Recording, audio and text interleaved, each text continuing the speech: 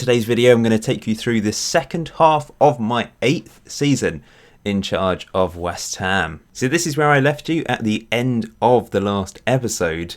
It was a magnificent first half to our season. 19 wins in the Premier League from 19 games. Unbelievable. And not only that, we actually had managed to win every single game in every single competition this season. It's now mid-February and we're still going. 26 wins from 26 games. And we've continued to win in every single competition. We're through to the Carabao Cup final after defeating Wolves in the semi-final. We're through to the 5th round of the FA Cup. Of course, we've got the Champions League first knockout round coming up soon. We're taking on Porto. But you're probably wondering what happened in the January transfer window. Not a huge amount, to be honest. Only one signing, which I'll show you in a second. Leaving the club. As always, lots of players going out on loan, as you can see. But we've also sold Damien Morel, who it just didn't work out for him at the club. We signed him for £2.5 million. He was a French goalkeeper expected to go on to big things. We've sold him for an extremely low fee. His contract was coming up at the end of the season though. However, there is like I think a 50% percentage sell-on fee. So if they sell him for like 5 million in the future, would get half of that. So there's potential that could happen, I suppose. It just didn't work out for him. We've also sold our Russian winger for a decent fee, over £10 million potentially. We signed him for £4 million. He's actually a decent player. He's now 22 and he's had some okay loan spells.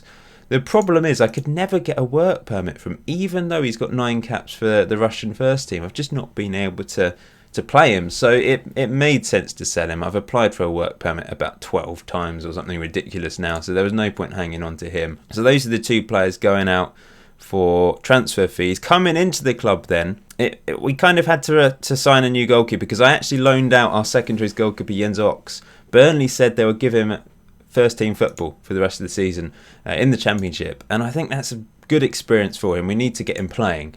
So I've brought in another young goalkeeper to be our second choice, Alessio Pisano, who's only 18, and he's got good potential. For £7 million, I think that's a very decent fee. And he's going to be our second choice goalkeeper, thrown in at the deep end.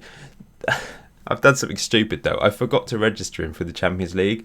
So we've only got Kenneth as a Champions League goalkeeper. I probably won't put a keeper on the bench for that competition. And if he gets injured, we're going to have to play an 18-year-old from the youth academy who doesn't need to be registered. So that's a little bit of a blow. Well, this is some achievement. With 9 league games to go, we are champions of England again. 29 wins from 29. 38 points clear of second place Man United with a game in hand. It really is quite remarkable.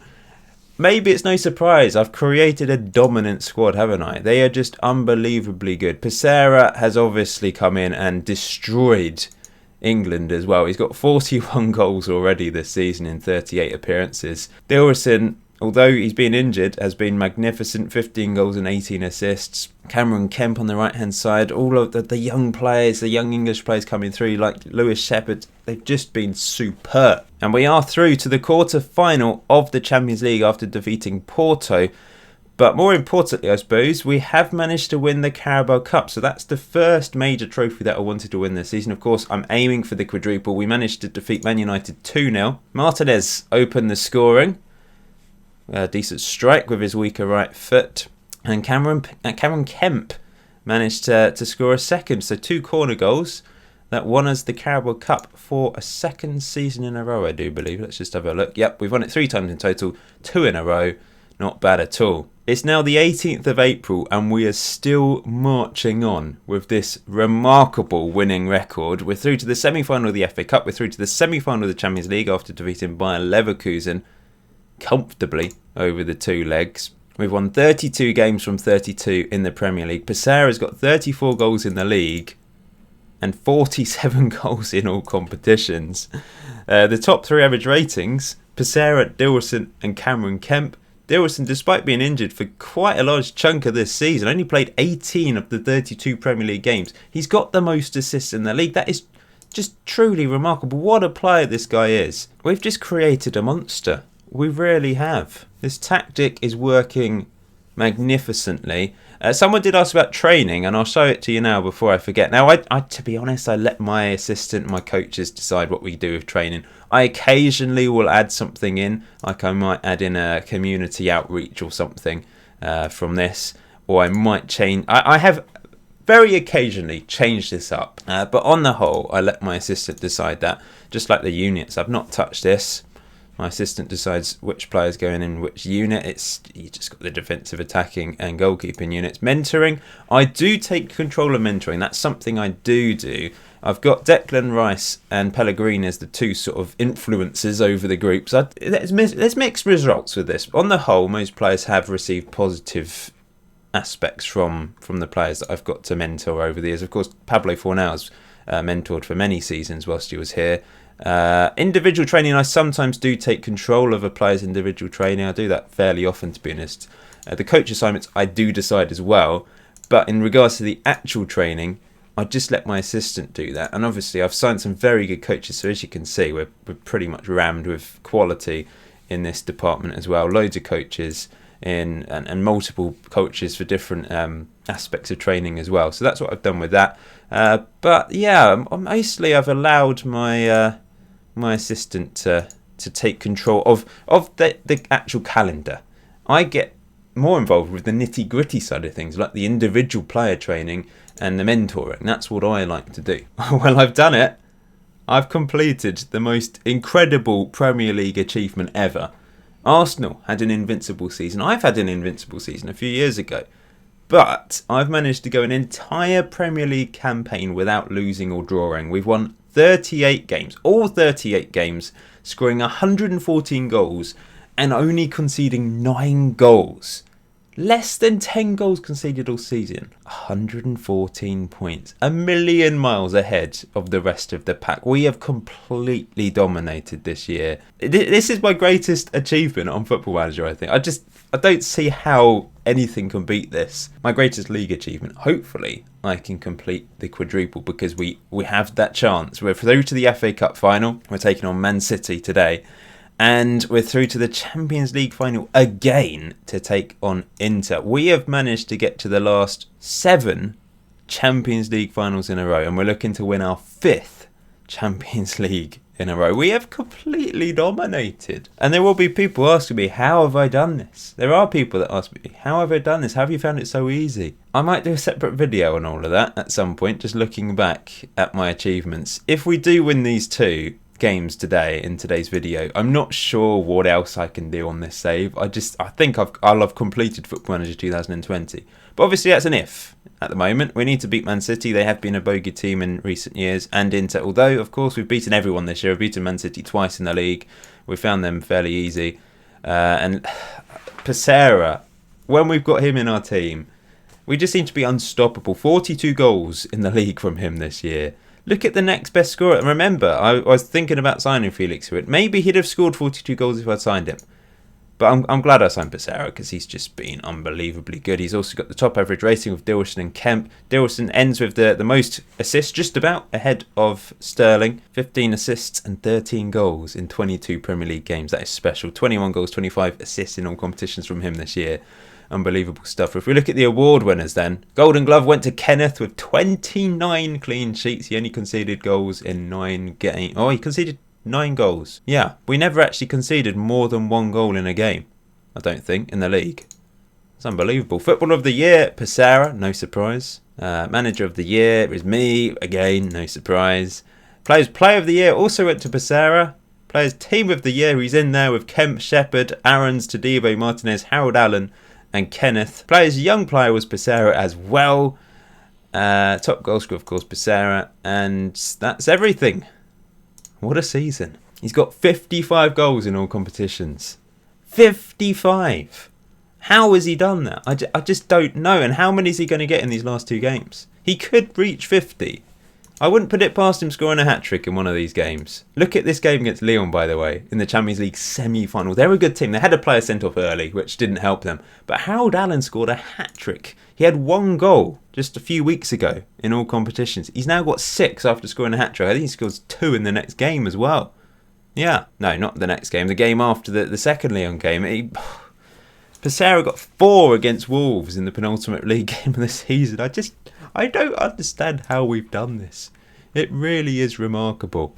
But financially, we're in positive numbers at the moment. £610,000 in the bank. We went down to minus 30 million. Pesera, I think, is bankrupting us with all the goals he's scoring. Because remember, his contract is obscene. He's earning 425 grand a week. I thought it was 475. 425. Oh, that's better than I thought it was. But he's got an appearance fee of 120 grand and 120 grand if he scores a goal. He's also earned all these bonuses, as you can see, from winning various things and also scoring a certain number of goals. He's bankrupt us, almost. There's been rumours that we're going to get bought out, though, so that could possibly rectify the situation. Of course, we were bought out in the summer, but we might be sold on again. I haven't used all my transfer budget, and I think actually this is the transfer budget for next season. It's already been decided. £54 million, obviously a lot less than the 170 million we got last year, but we're not in the best financial situation.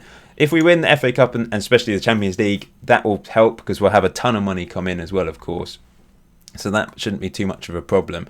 We'll just quickly focus on the youth before we play this FA Cup final then. So we've had lots of players out on loan this season, as always.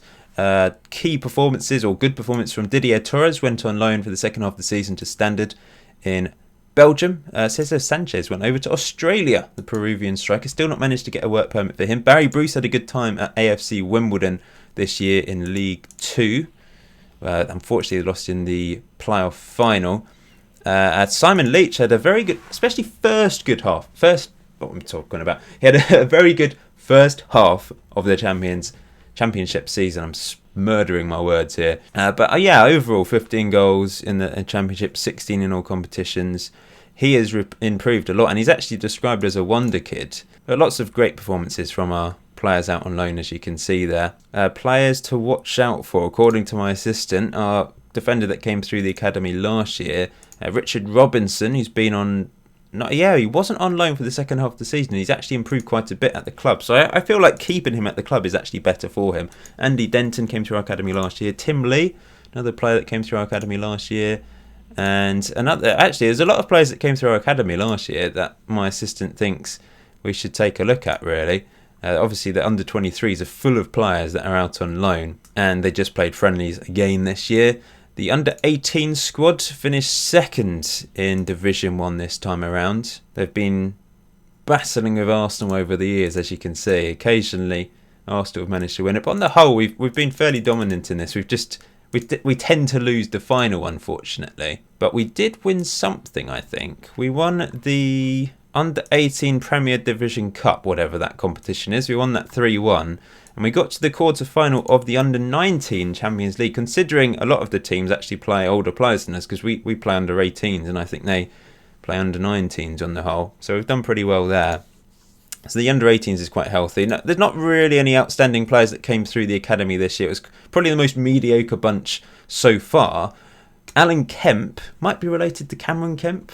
I don't think it doesn't actually say here. Maybe I like to think they're cousins, but he's probably the best of the bunch that came through this year. Determination 20, driven personality. He should reach his potential. Whether that's good enough for the first team or not, I don't know. Probably not, unless he can get to that 3.5-star sort of black rating. Then he'll be good enough for the first team, I think.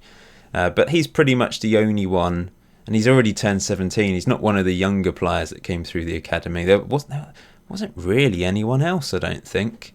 We've signed a couple players, but it is a very small under-18 squad at the moment. So that's the youth. I think we should go and play this FA Cup final against Man City. We've got a good record against them now. We've beaten them 10 times, we've lost 5 and drawn 6. Let's get on with this. 2 games left to go, and I want to win them both, of course, because firstly, I want to complete that elusive quadruple, and secondly, I want to say I've won every single game this season. Let's have a look then at the starting lineup. Kenneth in goal, of course. Max Aarons at right back. He's had some injury problems, but he's back and ready. Todibo and Martinez, our centre-back partnership. Pretty reliable, those two. Harold Allen, our world-class left-back, signed for £100 million in the summer. Quality player. Declan Rice, ever present in the team. The only player to be ever present in the team from the start of the series. Lewis Shepherd, our world-class midfielder. He's described as world-class now. Came through our academy. What a player he is. Cameron Kemp, I love him as well, on the right-hand side. Morelli, now this is probably the biggest surprise, our wonder kid Italian, He's going to play as the shadow striker. He's got 7 goals and 11 assists in that position. We've certainly improved that position, I think. The productivity of it. Germano's got 10 goals and 7 assists, but Morelli has won that place from him for today's final. If he impresses me, he's going to start the Champions League final as well. Dilson on the left and Pissarra up front, of course. Man City then, we'll just have a look at a couple players. Tonali, I almost signed him at the start of the series, but because of having Declan Rice, I didn't think he fitted into our system. Felix is a wonderful talent. Haaland on the right-hand side, playing as an inside forward today, surprisingly. But that's because they've got Lucas Henrique up front, a world-class striker.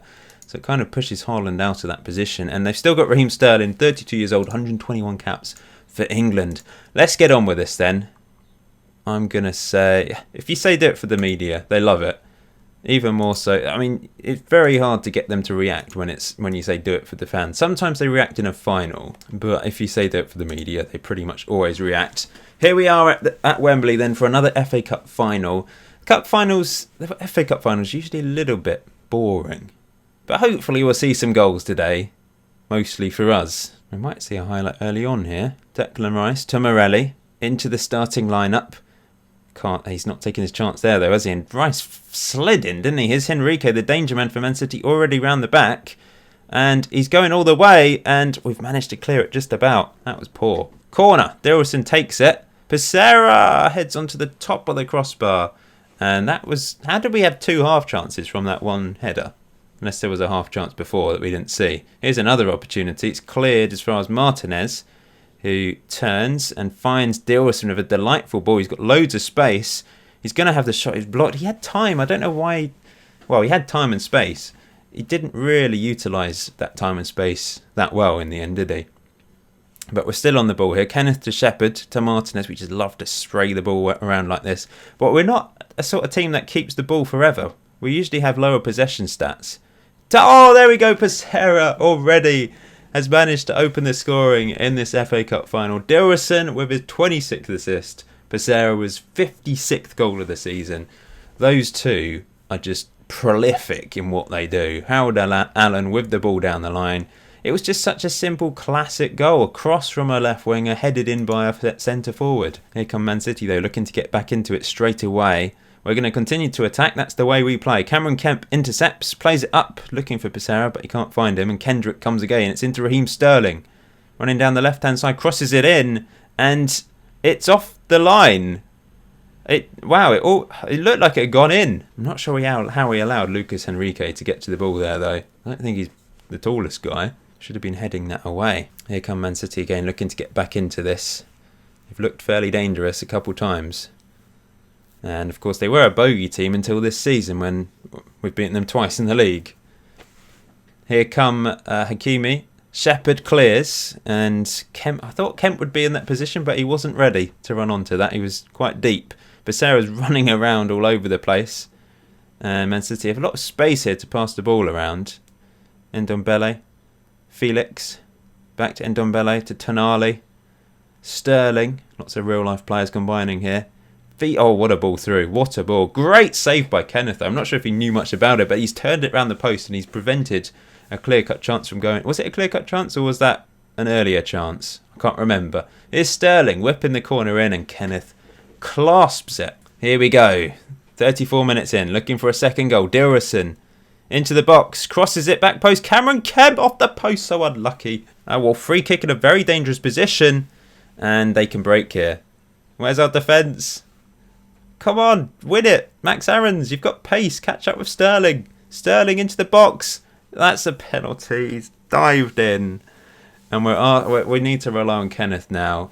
They probably deserve to get back into this on the balance of play. Haaland to take it, and he smashes it in. He doesn't miss penalties. I'm going to say show some passion. Here come Man City again. 4 minutes until half-time. We need to wake up. They've created 2 clear-cut chances, one of which was a penalty, of course. Here's Kimi. Into the box for Haaland again. Felix! Saved by Kenneth. And Kemp can bring it clear. Come on, Kemp. He's been tackled. Oh, he's still going. What a run. Unbelievable run and wins a free kick. We've got so many players with fantastic dribbling ability in this squad. That is just That is one of the key things I want from my players, that technical ability, I suppose. Here's Dillerson with a free kick straight into the wall. Can he hit it second time? It's blocked again. Kemp's after it. And Morellian, I think this is going to fizzle out now. He's gifted the ball away. He's not played particularly well since coming into the team. 6.4, in fact. Maybe we'll bring Germano off the bench and see if he can win his place back for the Champions League final. That's crossed in. Passera heads over. Or go to up front, because I don't think the shadow striker's working today. We've just not, don't know, it's just not working generally. So why don't we try something different and throw Botero on? They're both deep line. They're both advanced forwards. Someone said Dunleavy could be a good false nine, but can you play a false nine with another striker? Does that really work? Maybe I'll give it a go and see what happens. I'm the tinker man after all. I've not really tinkered that much with the tactic lately. I've just put my trust in the tactic this season. I've hardly changed things, and maybe I should put my trust really in the tactic again today, but it doesn't seem to be clicking in certain positions, so let's change things up. Why not? I'd love to win it in 90 minutes. Preferably don't want it to go to penalties. Here we go then. First highlight of the second half. Shepherd to Harold Allen. Into Declan Rice. Back to Martinez. Lovely ball to Harold Allen. We've got 2 players in the box waiting. 3 players, 4 players, loads of players. Here's Dunleavy. It's worked. It's worked. He's come off the bench and headed us in front.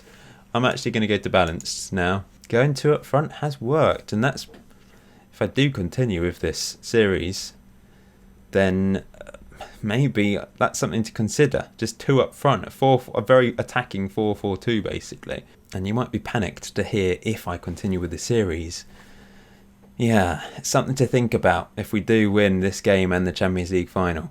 Here's Kemp. Oh, that's surely it. 3-1. Lovely header. We've, been good in the air today, haven't we? 3 headers. Great cross from Harold Allen. I'm just thinking, if I win both these games, then what else is there to do? I don't really know how I can top this. The only thing I obviously have enjoyed this, but the thing I'm enjoying the most is actually developing the young players now. I don't think there's really much more I can enjoy from this other than developing those players. If I'm truthfully honest, I'm not sure what else can motivate me at this point. Anyway, we're going to bring on Savitsky. We should be winning this fairly comfortably now, shouldn't we? Lesage is going to come on as well. 10 minutes to go. Here's Sigurdsson. Decker's into the box. He's come off the bench as well. Oh, what a run. I mean, what is that? What are we doing? Oh, no, we're getting complacent. I suppose what I should have done is gone for this is what I usually do if I'm winning. Go with the support players. I'm going to put Dunleavy back there as well. Play him out of position. And time waste. If we throw this away after being comfortably 3-1 up, then we've only got ourselves to blame. Probably I'm to blame. It's been a good final, I suppose, with all the goals, lots of shots, chances, and I think that's it. We are the FA Cup champions again after beating Man City 3-2. 3 headers in the end did it for us. And a fairly decent performance. I wouldn't say it was exceptional, but Dillerson played well, 2 assists, picks up man of the match. Dunleavy coming off the bench certainly changed things. It worked, and it's something to maybe consider in the Champions League final if it's not working for us.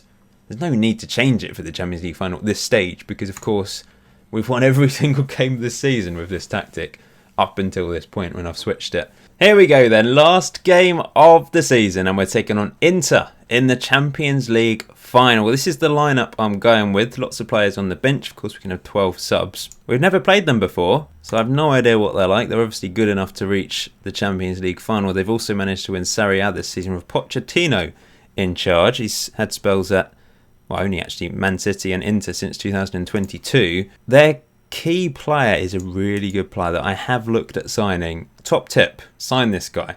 If you're at a top team on Football Manager 2020, this guy is amazing. Obviously starts off as a fairly young talent, and you can get him for it was £20.5 million in 2022/3. So in theory, in fact, I think he was signed for, that's interesting. 125k. You can probably get him quite cheap at the start of the game. He's a quality player. I kind of regret not signing him.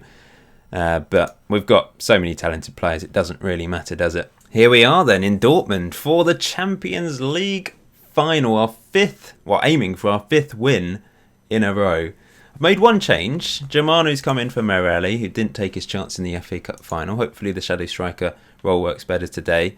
De Gea playing in goal for Inter at the age of 36, so he's a recognisable player. Now Renier is obviously I've talked about quality player. He's playing behind another player who would prefer to play in that role. It's Cobos, a Spanish region, 11 goals in 19 games for Spain, obviously a quality player. Preferred to play as a shadow striker, but he's going to play as an advanced forward. Everton on the left-hand side is a world-class winger. I'm sure you've heard of him.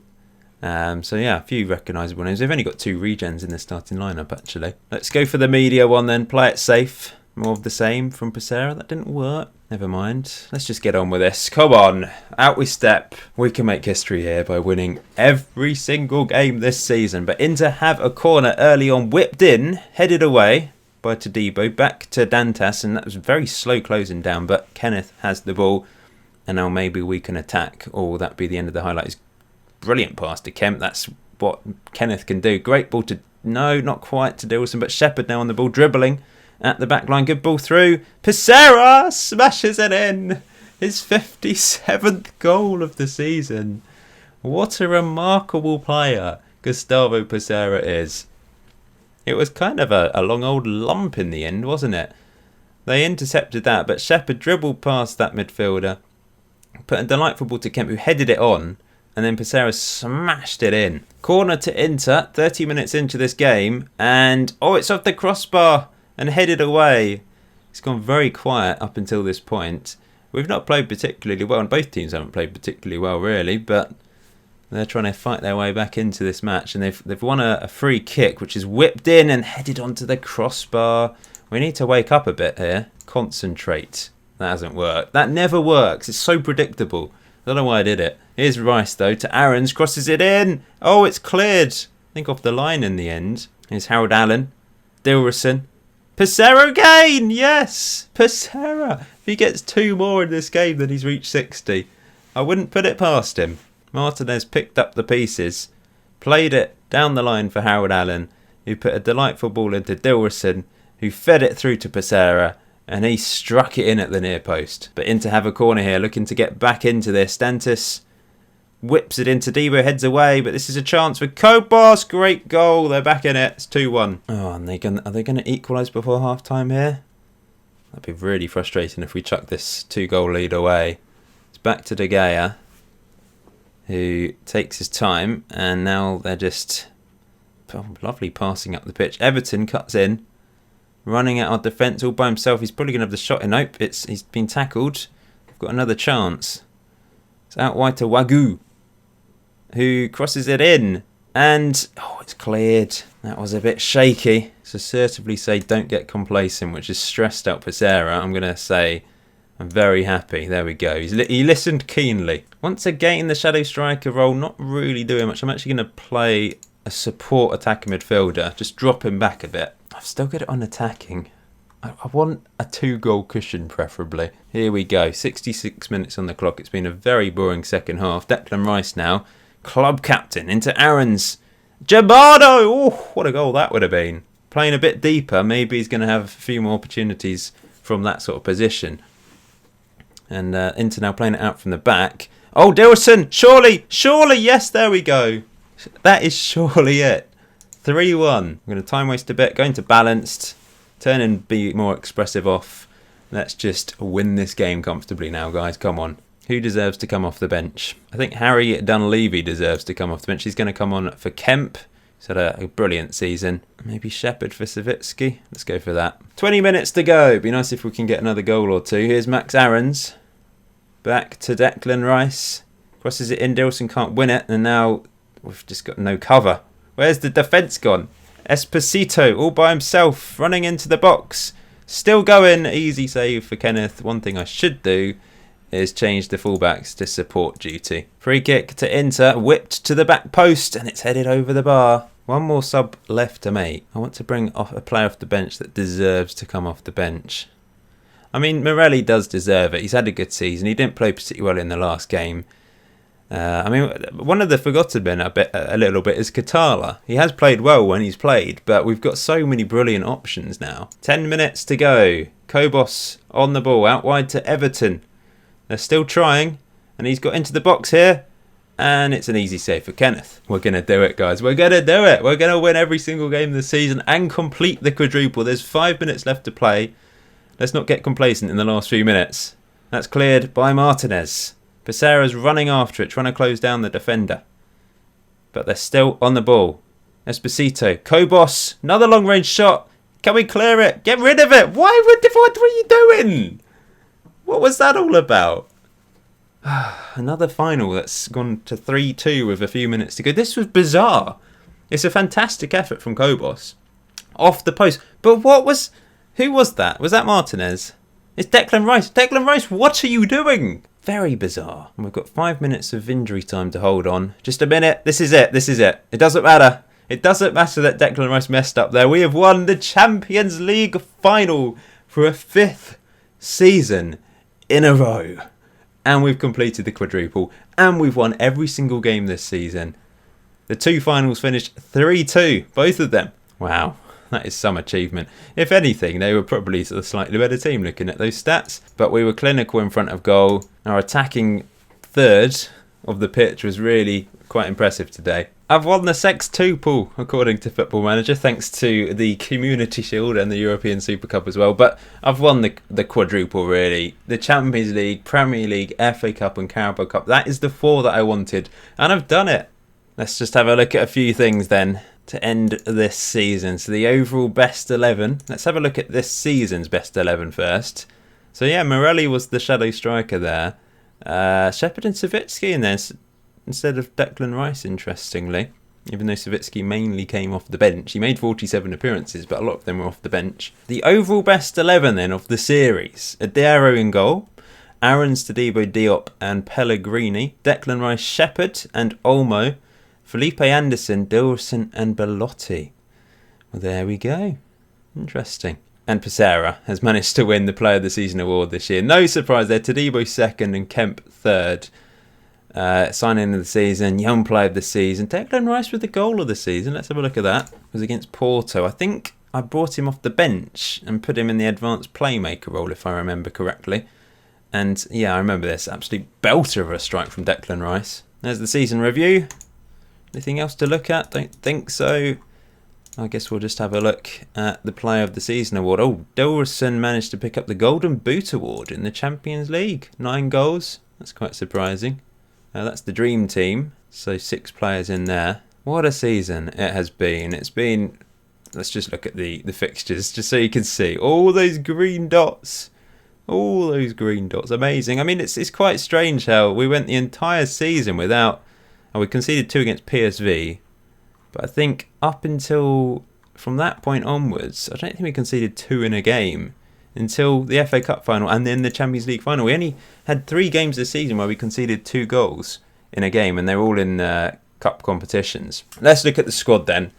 Start with appearances. Most starts was Kenneth. I don't know if he made the most appearances in total. Possibly. Goals-wise, obviously, Becerra top goal scorer with 58 goals. Then Dilson with 22. Cameron Kemp with 17. Harry Dunleavy with 14. He played pretty well. Botero and Germano also got 10 each. Assists-wise, Dilson with 28 assists. What a player. Sign this guy. If you haven't signed him on Football Manager, sign him. He's unbelievably good. Lewis Shepherd with 16. Kemp with 13. Morelli with 11. And Harold Allen with 10. Man of the match wise, Becerra with 20 man of the match awards, and he also got the highest average rating. No surprise that him and Dilson were the top 2, with Kemp 3rd. Morelli up there, played well throughout the season. Everyone played well, really. Even Kenneth managed to get above a 6.95 for a goalkeeper. Is actually pretty good going. So where do we go next? It's difficult. It's difficult to really decide what I should do next. Do I continue? I'd like to know your thoughts. Put in the comment section below what you'd like me to do. It seems like the perfect ending to the series. The only, as I said earlier, the thing that makes me want to continue is all these young players that I've produced or signed. We've got such a young squad on the whole. Lots of wonder kids. We've produced wonder kids through the academy. We've not just signed wonder kids. We've produced wonder kids like Shepherd, like Kemp. And some of these have gone on to be world-class players, of course. And then we've got Dan Suarez, who's a wonder kid as well, that's come through our academy. So there's so many excellent opportunities for these youngsters to go on to become world-class players and for us to continue this legacy. We've created a legacy, that is for sure, and it's a legacy to last a lifetime, and we should go on. And even if I resigned now and continued into the future to see what happens to West Ham, they should be a dominant force for years to come. Of course, we've managed to win 6 Premier League titles in a row, 7 in the last 8 seasons in total, which is just unbelievably good. If we just look at the club history, of course, we've won 5 Champions Leagues, we've won 7 Premier League titles, we've won the Super Cup 4 times, the FA Cup we've managed to win 7 times in our history now, 4 times since the start of the series. The Carabao Cup we've won 3 times. Community Shield, of course. I mean, we've just won everything. Even the Leasing.com trophy with our under-23s. We've been pretty successful in that as well. So we've certainly created a legacy. It's just deciding what we do next. Do I continue? My thinking is either we end it now for good, but that's maybe up to you guys to decide. I'm happy to continue, but maybe not in the same format. It might be more of a 1 video per season, and it could be like a month till the next video, and I'll just play it when I've got time. I just don't have the time to do this series and another series, which is why I've not uploaded much else, because I've been really busy with my day job and other things in life. So I've literally just played this save and spent my time playing Football Manager properly and really enjoyed it. But whether I will have the motivation to continue with this, I just don't know at this stage. My motivation, as I say, is to improve these youngsters and help them to go on to bigger and better things. I'm just curious to see how far Shepherd can go. What will he be like as a 28-year-old? That's what I'm most intrigued about. But then you end up having another youngster come through, and I'm like, oh, what will he be like as a 28-year-old? And it's a never-ending cycle. I can't top this. Maybe I could go another season like this, but I can never improve upon this unless there's a World Club Championship year and I win the World Club Championship and then win every single game. That's the only thing that could top this, I think. So yeah, let me know your thoughts in the comment section below, but we'll end it there. Thank you for watching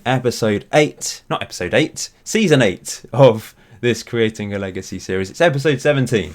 Thank you for watching episode 17. This might be the end. Who knows? If it is, thank you for watching. I hope you've enjoyed it. If it isn't, then you'll see me very soon in this series. Hopefully. We shall see. Until next time, enjoy FM20. Enjoy the rest of your day. I'll see you very soon.